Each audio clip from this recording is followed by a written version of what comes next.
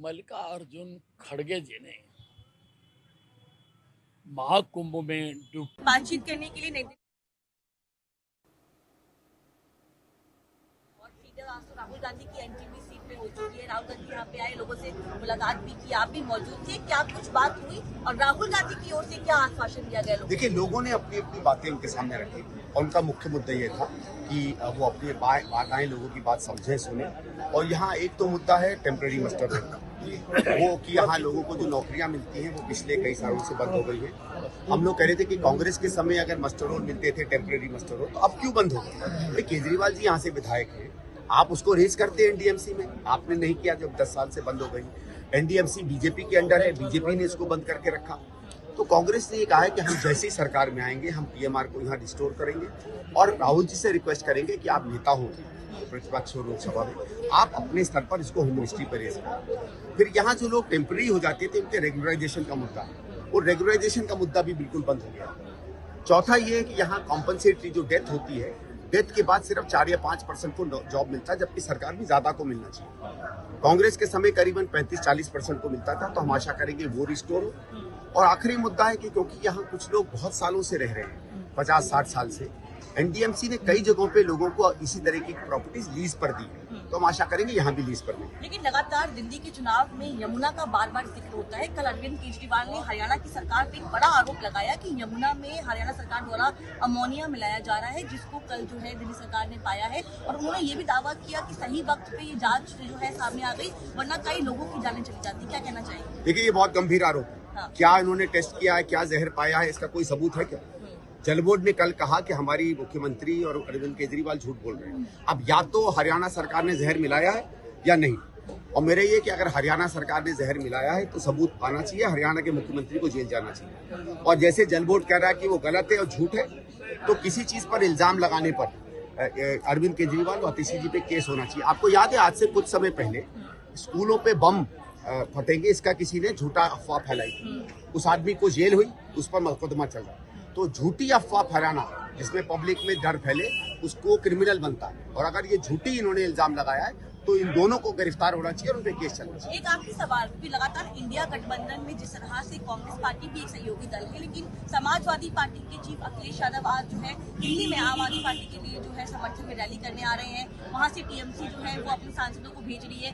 कांग्रेस के साथ कोई नजर नहीं आ रहा, लेकिन आम आदमी पार्टी के साथ पूरा इंडिया गठबंधन जो है वो एक साथ नजर आ रहा है। क्या कारण है कि कांग्रेस इतनी कमजोर है इंडिया गठबंधन? नहीं, इंडिया गठबंधन का राज्य पर कोई दिक्कत नहीं है, और ये टीएमसी को जरूरत पड़ रही होगी आम आदमी के पास। कांग्रेस मुस्तैदी से दिल्ली का चुनाव लड़ रही है। हमें ऐसे किसी पार्टी के कोई बहुत समर्थन की जरूरत नहीं है, हमें जन समर्थन मिल रहा है, और जन समर्थन मिलते ही आप देखिएगा कितनी अच्छी जीत की तरफ हम जाएंगे। आपको लगता है कि नई दिल्ली सीट से आप जीत जाएंगे और जनता आपके यहाँ पे जो आप लगातार कैंपेन कर रहे हैं, जो बातें कर रहे हैं, उनको स्वीकार करेगी, एक्सेप्ट करेगी? देखिए, जो जनता की प्रतिक्रिया आ रही है वो बहुत ही सकारात्मक है। हाँ। और जब सकारात्मक प्रतिक्रिया आती है तो एक कॉन्फिडेंस आता है कि जीतेंगे।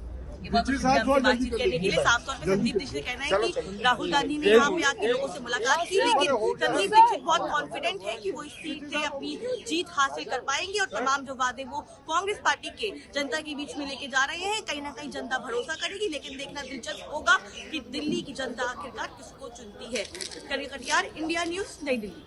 चुनावी इस माहौल में दिल्ली की जनता किस पर भरोसा करेगी ये तो 8 फरवरी को साफ हो जाएगा। लेकिन ये जो यमुना में अमोनिया मिलाने का जिक्र है, यानी कि हरियाणा सरकार पर जो आरोप है, उसको लेकर हरियाणा सरकार के मंत्री अनिल विज ने केजरीवाल के आरोपों पर जमकर पलटवार किया है। क्या कहा, सुनिए। मल्लिकार्जुन खड़गे जी ने महाकुंभ में डुबकी लगाने को लेकर जो तंज किया है, उन्होंने सारे हिंदू समाज का अपमान किया है। हर आदमी को हमारा संविधान इजाजत देता है अपने अपने तरीके से धार्मिक अनुष्ठान करने का। कोई पूरब में खड़ा होकर प्रार्थना करता है, कोई दक्षिण की तरफ मुंह करके प्रार्थना करता है, कोई स्थिर होकर ध्यान में बैठ के प्रार्थना करने की बात करता है, और कोई उठक बैठक के साथ प्रार्थना करने की बात करता है। सबकी अपनी अपनी आस्था है।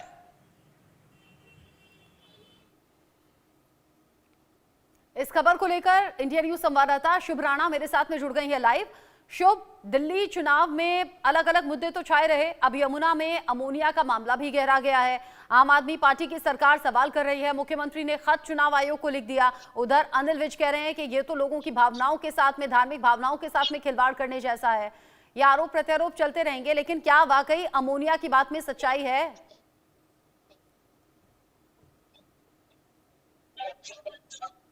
इलेक्शन कमीशन ने हरियाणा सरकार से मांगी है और हरियाणा सरकार से कहा है कि इस पर फैक्चुअल रिपोर्ट दी जाए कि आखिर ये जो अमोनिया का आरोप जो दिल्ली सरकार की तरफ से लगाया गया है इस पर कितनी सच्चाई है, इस पर रिपोर्ट इलेक्शन कमीशन ने मांगी गई है। और देखिए 4 बजे वो समय है जब आज दिल्ली की सीएम आतिशी और पंजाब के सीएम भगवंत मान इलेक्शन कमीशन जाएंगे।